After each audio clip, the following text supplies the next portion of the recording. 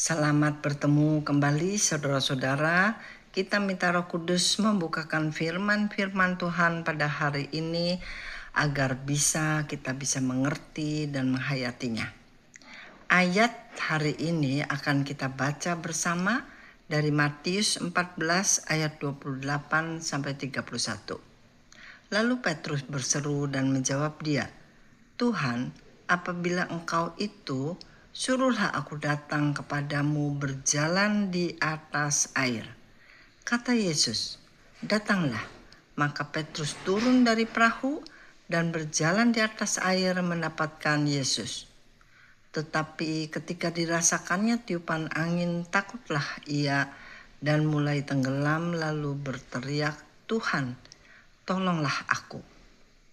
Segera Yesus mengulurkan tangannya memegang dia dan berkata, "Hai orang yang kurang percaya, mengapa engkau bimbang?" Saudara-saudara, pertanyaan saya yang pertama adalah, siapa yang ingin untuk berjalan di atas air? Jawabnya, Petrus. Kedua, siapakah yang menolong Petrus untuk bisa berjalan di atas air? Jawabnya, Yesus. Jadi kita sebagai manusia sering mempunyai keinginan yang dari very simple atau sangat simple sampai kepada yang sangat kompleks. Seperti Petrus dengan keinginannya untuk berjalan di atas air. Apakah Tuhan Yesus bersedia memenuhi permintaan Petrus tersebut? Ya. Permintaan Petrus adalah menemui Yesus dengan cara berjalan di atas air. Dan Tuhan Yesus mengizinkannya dengan menyuruh Petrus langsung jalan di atas air. Apakah berhasil, saudara-saudara? Tuhan Yesus membuktikan perkataannya sehingga untuk beberapa saat Petrus bisa berjalan di atas air. Tetapi bagaimana dengan selanjutnya atau kepanjangan waktunya? Ternyata Petrus tenggelam di atas air. Apakah Yesus menolongnya? Ya, Tuhan Yesus mengulurkan tangannya dan menolong dia. Peristiwa ini menggambarkan kisah kita dengan segala permohonan kita, dari yang kecil sampai yang besar. Dari pekerjaan, pasangan hidup, berkat-berkat yang diminta, dan bagaimanakah respon Tuhan Yesus? Beberapa permohonan kita diluluskannya. Dan kalau sampai tenggelam seperti Petrus, dia selalu mengulurkan tangan dan menolong kita.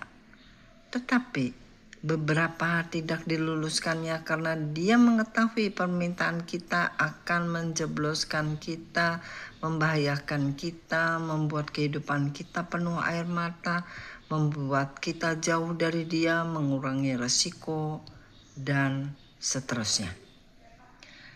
Ingat akan ayat di Roma 8 ayat 28?